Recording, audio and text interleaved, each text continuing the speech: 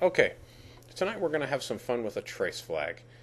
And I'm going to go ahead and explain the situation to you, and you should pick up on it pretty easily. Now, as you can see by the code that's on the screen right now, we're going to be trying to create a database across the LAN. And I realize that's not a very good idea. There are probably all of the major SQL experts who make all the who do all the conference circuits are probably going to be turning over in their soon-to-be graves. But it's an option. It's actually saved my butt a couple times in the past. Um, you wouldn't do this in production by any means, but there are times when it's useful to be able to connect to a database with data files across the LAN. I remember at one of my last gigs, I was forced to do something like that when I had just barely enough space for data files on a system that my report writers had access to, and they needed to pull a last minute report right now. And it was something that they needed to do for the audits. And all I had was enough space for the data files, and I barely had that. So I had to extend my log files over to a computer across the network. And another time I had a database that was very closed to the public, or a server that was very closed to the public in general. And what I had to do was connect to the data files across the LAN so that the developers that needed access to it could get access to it. And that's nothing that that's nothing that you leave in a production environment. But it's something that you can do for a few minutes, a couple hours, maybe a day or two, get the work done that you need to get done, and then disconnect it. So it's not super useful. It's not everything you're going to use every day, or probably even every year. But it's certainly a nice little nugget to have in your treasure chest. That's for sure. It has helped me a couple times.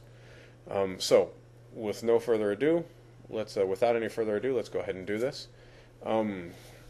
Now, by default, you can't create a database or attach a database with the files across the network.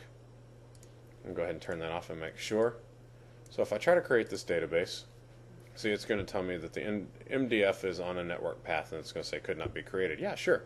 Now, what's actually happening here is SQL is performing a check that the files are local. It wants to make sure that the files aren't on a network path. And don't even think about trying to map the drive, because if I were to take this path right here and try to map it to a drive letter on my box, it won't work. SQL and Windows are both smarter than that. So the fact that it's on a network path means that you ordinarily can't connect a database to it. And that's good advice. I mean, Microsoft, they did a good job making sure that we can't do something quite that stupid. But they also did a good job making sure that we can do it if it's absolutely necessary. But they want you to go through the pains to make sure that you know what you're doing. And so, to that end, they've given us trace flag 1807. I don't know what I just did. What did I just did? Oh, I just switched things. Okay. There we go. So, if I turn on trace flag 1807, there we go. Come back here. Come on, do it, do it, do it, do it. You can do it.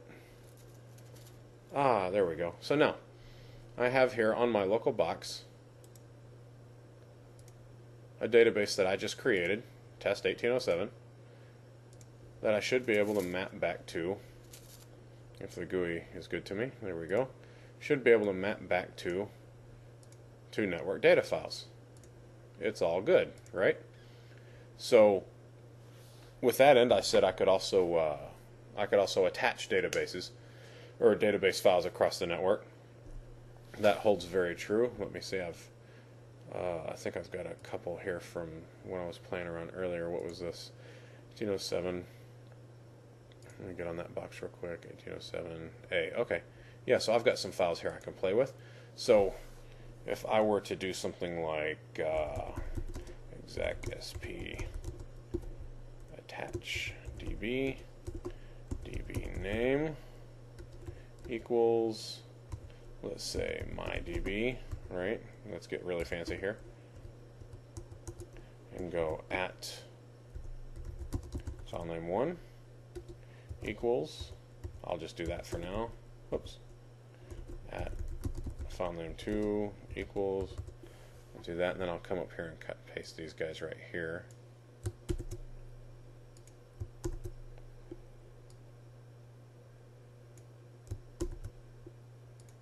Yep. What's wrong? So I don't want to copy that. No, those guys were A. There we go. Now, let's start here. And if my syntax is correct, well, I won't know it here or there. The MDF is on a network path, so it won't let me create it. I'll come here, turn that on, and if my syntax is correct, let's see, can't find the file specified. What's that file name again? Got test 1807A and log A. Test 1807A and log A. Do I accidentally have this connected to something else?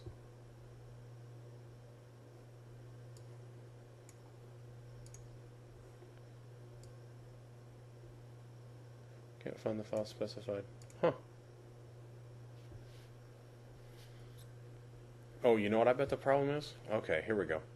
I am on server 08 over here, and I bet you anything that I haven't configured the security for those files yet. I come here, advanced, I'll replace. Yes. There. There. Lower that back. Come here. Ah, there's my files. I bet it'll work now. Here.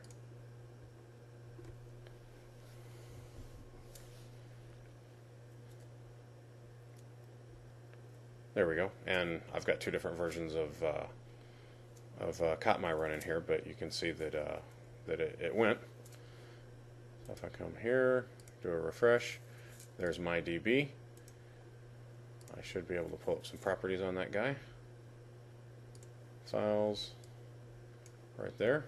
Go into the network path, and all is good.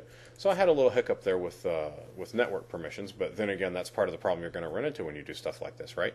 So anyway, that's Traceflag 1807. It's good fun. Just be careful when you use it in production. Use it very sparingly, only in the strictest of strict circumstances. But that's another weapon you've got to add to your arsenal, and you know, who am I to tell you what to do? Go forth.